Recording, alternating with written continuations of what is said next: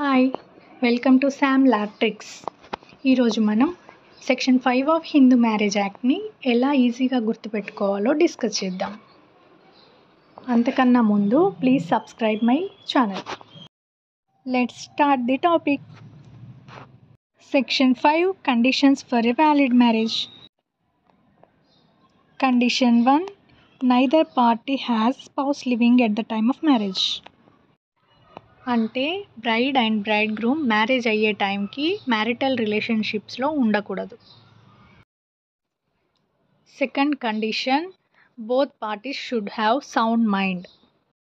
అంటే bride and bridegroom marriage time వరకు అన్సౌండ్నెస్ of మైండ్తో ఉండకూడదు. Condition 3, marriageable age 21 for male, 18 for female.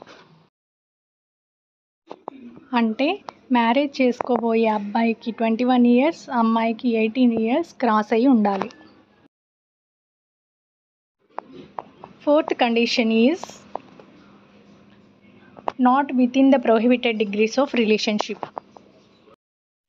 అంటే మ్యారేజ్ చేసుకోబోయే bride and bridegroom prohibited రిలేషన్షిప్స్లో ఉండకూడదు. Fifth condition is not sapindas unless custom allows. అంటే bride and bridegroom sapinda రిలేషన్షిప్లో ఉండకూడదు. ఒకవేళ వాళ్ళ కస్టమ్స్ అలౌ చేస్తే ఉండొచ్చు.